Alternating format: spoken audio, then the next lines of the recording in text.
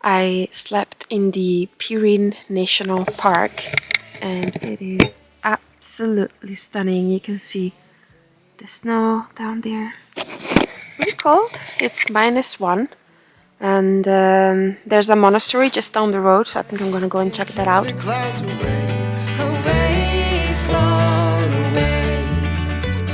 Established in the 13th century, the Rosen Monastery is one of the best preserved monasteries in Bulgaria and the largest in the Pirin Mountains area.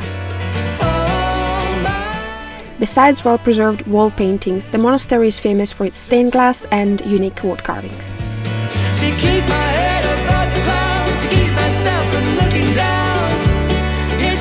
In the past few days I've been thinking a lot about what I want to do in the future and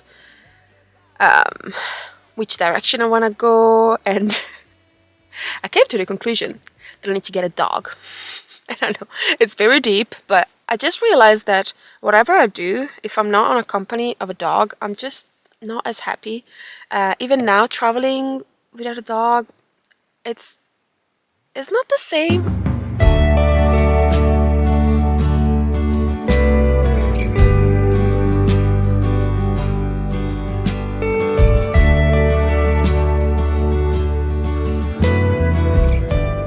Melnik is the smallest town in Bulgaria, with less than 200 citizens. At this time of the year, there were more dogs than humans, which, well, I didn't mind. Guys, no fighting!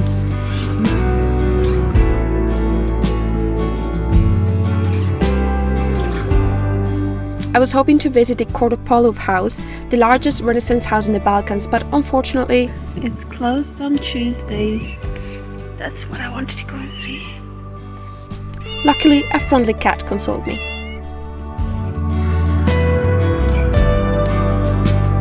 Hi, friend. Have a good life. Bye-bye. Instead, I climbed up to the St. Nicholas Plateau, where you can get an amazing view of the Melnik pyramids.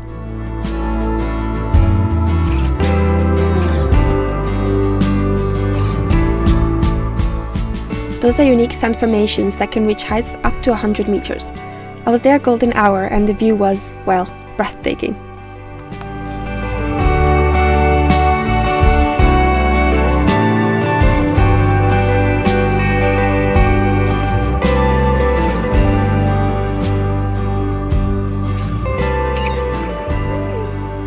The cat came back to check on me, and I finished the day by eating some delicious Bulgarian food. Honestly, the highlight of the trip. The area I'm in is known for its wine. There's lots of rolling hills with vineyards, and I saw there's an organic vineyard close by that does wine tours and wine tastings, so I'm gonna go and see if it's open.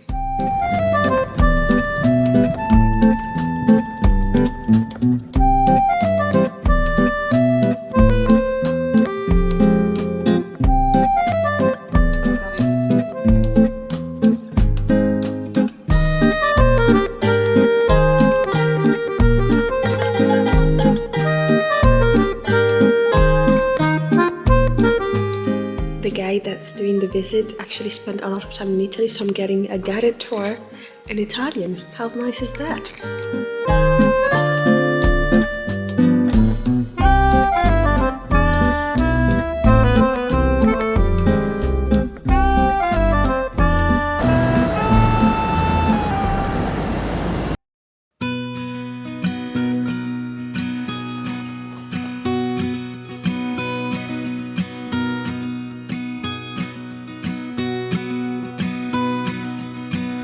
I turn one.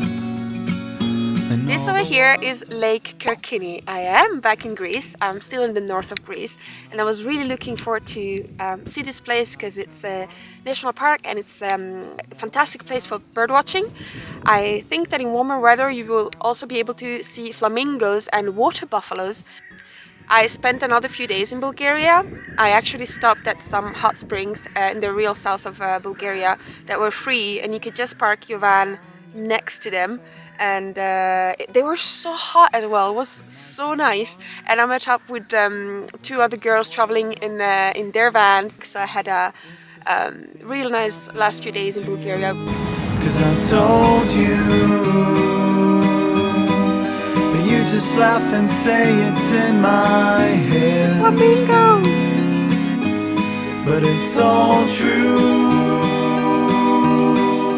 I wish you could see what I see. Think I'm mad. You probably think I'm mad.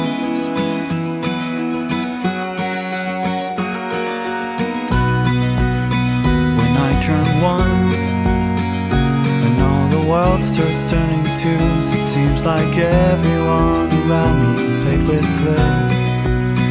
When I turn one, all radios dedicate to me, 'cause ever all the songs were based on my story. 'Cause I told you, but you just laugh and say it's in my head. But it's all true.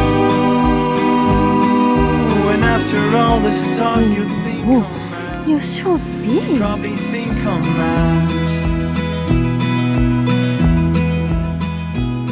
I saw flamingos, I saw pelicans, and a lot more birds that I don't know how to recognize. And I've got some binoculars, but they're not great. If anybody knows a model of binoculars that are not too expensive that I could get, then please let me know. My next stop is another UNESCO World Heritage Site, Vergina. This town is best known as the site of ancient Aigai, the first capital of Macedon. Under a grass-covered hill, the Great Tumulus, are the royal tombs.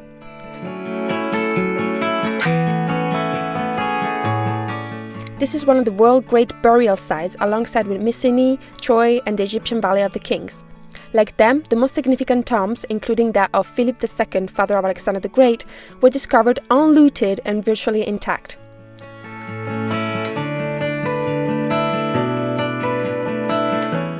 Only excavated in the 1970s, the tomb contained some of the most iconic treasures of Greek antiquity. I had goosebumps throughout the whole visit, and I bet I wasn't the only one.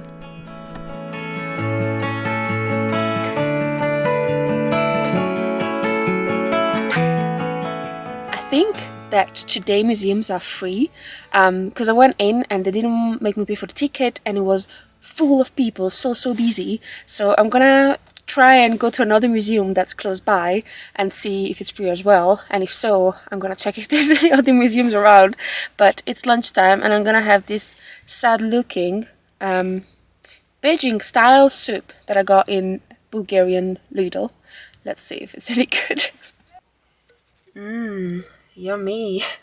In the name of science, I'm gonna show you something. I'm really happy with the fabric that I chose for the bed. If you missed that video, I upholstered it using a tablecloth fabric, and I'm gonna show you why it's so great with a little bit of sauce. Okay, this is something that happens every single day. Food on the bed. The tablecloth fabric. Ta-da! You can't see anything.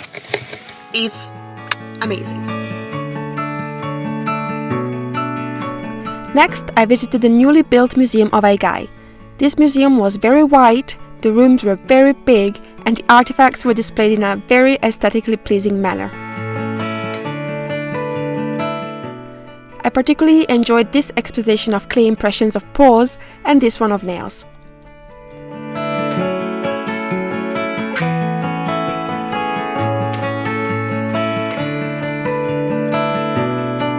I loved how the museum included objects from a range of social classes, from royals to ordinary people.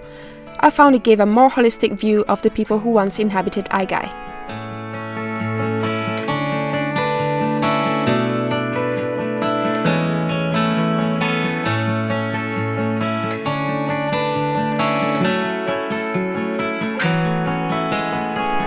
In the evening, I drove towards the Olympus National Park. I knew there would be lots of snow on the peak, so I thought I'd drive on the foot of the mountain and hike a local path the day after. Unfortunately, even at a lower elevation there was snow on the roads, so after hours of driving, I just had to abort the mission.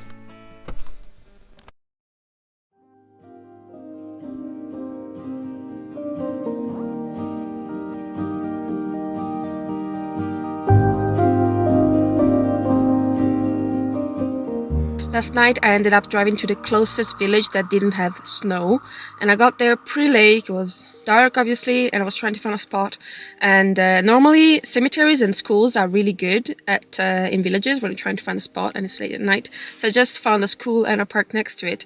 This morning I was already awake, but I was still in my sleeping bag trying to find the courage to get out, and I heard like groups of kids outside. So I knew that it wasn't an elementary school, it wasn't like small kids, it was like 10 plus years old. And those kids, I could hear them outside just laughing and getting closer and closer. And then they started knocking on the van, and then they even tried opening the van. And I was like, what are you guys doing? And I'm like, it's twice in the space of not very long that kids have just annoyed me. And it's just groups of boys that are just challenging each other. It's like, are you gonna do that? Are you gonna do that? And I was so tempted to just storm out and just be like, ah! So schools are normally great, but make sure they are primary schools. I believe this is all part of the Mount Olympus park, but actually the highest peaks are just behind here. And I did drive towards it, and there was just a big cloud sitting on top of it. So I hope that now, driving a little bit south, the clouds are going to leave so we can actually see it.